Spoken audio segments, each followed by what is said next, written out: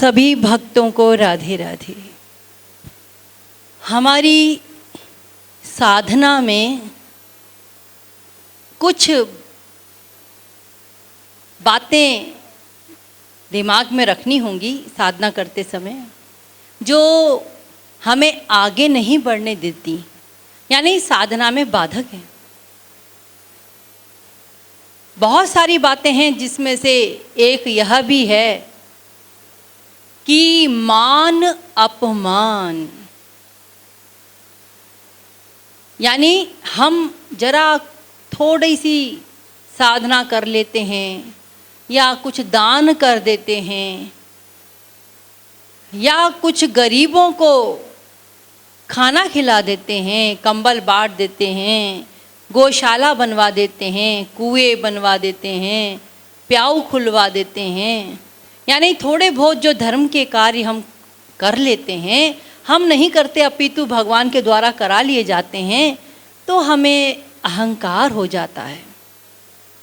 हम चाहते हैं सब हमारी बड़ाई करें, मुंह से नहीं बोलते, लेकिन जब कोई हमारी बड़ाई करता है, कोई मान देता है हमें, तो हमें अंदर से प्रसन्नता होती है, खुश होते हैं। तो यदि मान देने पर यदि हमें खुशी मिल रही है, तो यह आगे चल कर के एक बीमारी का रूप धारण कर लेगी, और उसका नाम है अहंकार। अहंकार तो है ही, जब तक माया है तब तक माया का पूरा परिवार हमारे अंदर भरा है, किंतु अहंकार की वृद्धि होती जाएगी, और जितना हम मान सम्मान पाने की चाह रखते जाएंगे, ये अंदर से निकालना है। जब कोई हमारी बुराई करता है या हमारी कमियों को बता देता है, तो हमें फील होता है, बुरा लगता है, और जब कोई हमारी बड़ाई करता है तो हमें खुशी होती है। यानी हम मान चाहते हैं, अपमान से हमें भय लगता है, अपमान से हम पीड़ित होते हैं, दुखित होते हैं।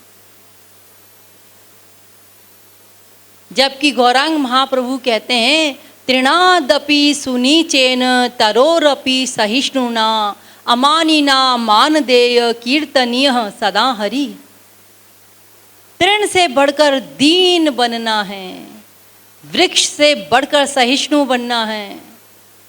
घास पर पैर रखते झुक जाती है, फिर हम आगे बढ़ गए, फिर वो खड़ी हो जाती धीरे धीरे। वृक्ष पर फल लदे, उसे पत्थर फेंको, वो तुमको फल देगा। वो पत्थर के बदले पत्थर नहीं देता कि जाओ तुमने हमको पत्थर मारा है, अब तुमको फल नहीं देंगे ना, उसके बदले फल देता है। तो सहिष्णु बनना है, दीन बनना है, मान चाहना, इस बीमारी को मिटाना है। थोड़ा हम साधना कर लेते हैं तो हम सोचते हैं लोग हमारी बड़ाई करें, हम भक्त हैं। ऐसा नहीं होना चाहिए, बल्कि अपनी साधना को छिपाना चाहिए। जितना हो सके अपनी साधना को छिपाइए, किसी को ये भी पता ना चले कि हम साधना करते हैं।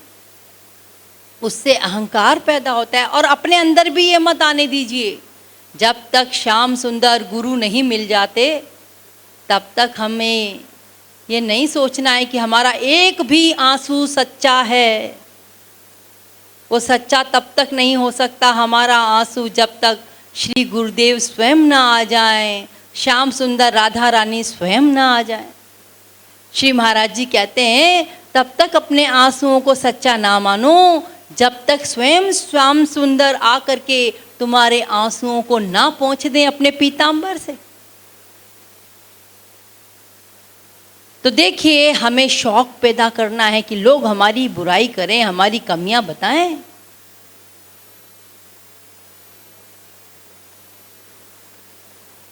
तो हमें ये शौक पैदा करना है, और यही शौक है नहीं हमें तो अभी अपनी बुराई सुनने का शौक है ना।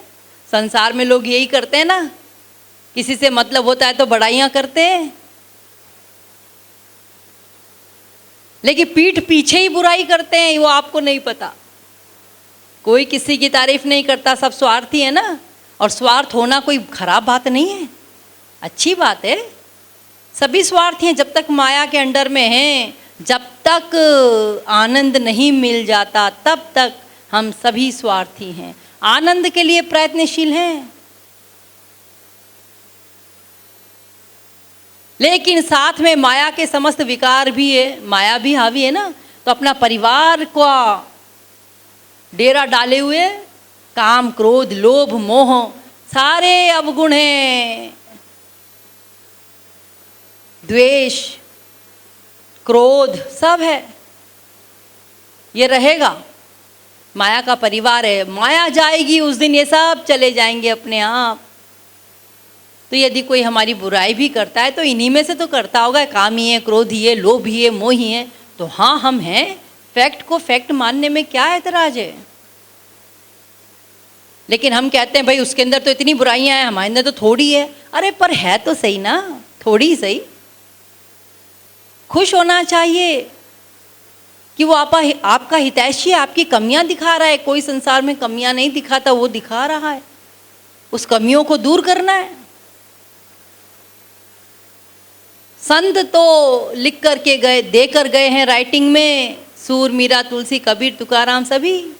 मौसम कौन कुटिल खल कामी, हरि हूँ सब पतितन कोटि को। अपनी कमियों को देखना है, दूसरों की कमियों को नहीं देखना है। देखो, जब हम दूसरों की कमियां देखते हैं ना, तो उसकी सारी कमियां अपने अंदर आ जाती है और अपनी सारी अच्छाइयां सामने वाले के अंदर, जिसके अंदर तुम कमियां देख रहे हो ना, उसके अंदर चली जाती। ये ग्रंथों में वर्णित है। हम यदि किसी की बुराई करते हैं तो उसकी सारी बुराई हमारे अंदर आएगी, उसके पाप कम हो जाएंगे और हमारे पाप बढ़ जाएंगे। तो फिर हम ऐसा काम क्यों करें। वैसे अनंत पापों की गठरी सिर पर है, हमको तो उसी को खाली करना है, दूसरे के लेके क्या करेंगे। एक संत महात्मा थे और उसका एक पड़ोसी था। तो जब संत महात्मा पूजा पाठ करते, कीर्तन करते, भगवान के विरह में रोते तड़पते, तो पड़ोसी को बड़ा बुरा लगता। वो कहता है ये क्या चीख पुकार करता रहता है, पाखंड करता रहता है दिन भर। तो वो पड़ोसी रोज गिन करके 20 गालियां देता था, सुबह ही सुबह। अब साधु महात्मा को तो आदत पड़ गई थी गालियां सुनने की। वो बड़े विभोर रहते, प्रभु में लीन रहते, उनको कोई फर्क नहीं पड़ता। तो एक दिन पड़ोसी का समय आ गया, यमदूत लेने आ गए उसको कि चलो टाइम हो गया तुम्हारा। तो वो कहता है रुको रुको, अभी मुझे पड़ोसी को गाली देना है, अपने साधु महात्मा को। 20 गाली रोज देता हूँ, आज भी दे के ही जाऊंगा। तो वो खड़ा होके गाली देने लगा। संत महात्मा भी अपना भार निकल आए वो गाली सुनने के लिए। देखा कि यमदूत खड़े हैं दो, क्योंकि संत वास्तविक संत थे वो। उन्होंने देखा इसके अगल बगल में 2 यमदूत खड़े हैं। तो उन्होंने लपक करके पड़ोसी को अपने गले से लगा लिया और यमदूतों को डांट के बोला है इसको खबरदार लेके ना जाना, मैं तो इसके बिना रह ही नहीं सकता। ये तो मेरा सबसे प्रिय है, ये मुझे मेरी कमियां दिखाता है दिन रात। तो ये तो मेरा हितैषी है, मेरे को भगवान तक पहुंचाने में इसका बहुत बड़ा हाथ है, इसको ना ले जाना। ये मेरा परम प्रिय है, मैं इसको नहीं ले जाने दूंगा। तो देखिए, संत महापुरुष हमें सिखाते हैं कि मान अपमान से परे होना है, अपनी कमियों को जान करके उसे दूर करना है और भगवान का बनना है। इसलिए सम्मान चाहने की बीमारी त्याग दीजिए। अपमान यदि कोई करता है तो विभोर हो जाइए कि यही तो मेरी रियलिटी है। हम मुंह से तो बोलते हैं मौसम कौन पतित खल कामी, लेकिन भीतर से कहाँ मानते हैं। अगर मानते होते तो फिर हमें किसी की बात बुरी ना लगती, फिर तो हमें स्वीकार होता, हाँ भाई सही तो कह रहा है ये, मैं तो ऐसा हुई, गलत क्या कह रहा है। तो उससे दीनता आती, नम्रता आती और भगवान के लायक बनते हम। दीनता नम्रता भगवान को प्रिय है, अहंकार से घोर घृणा है। तो हम ऐसा कोई कार्य ना करें जिससे हमारे अंदर अहंकार पैदा हो जाए। दीनता सदा बनी रहे, इसी का अभ्यास करना है, जो हमें आगे नहीं बढ़ने देती साधना में। इन सब छोटी छोटी बातों का ध्यान रखते हुए हमें साधना करके इसी जन्म में श्री गुरुदेव का और भगवान का बनना है, ये प्रतिज्ञा लेके आगे बढ़ना है। राधे राधे।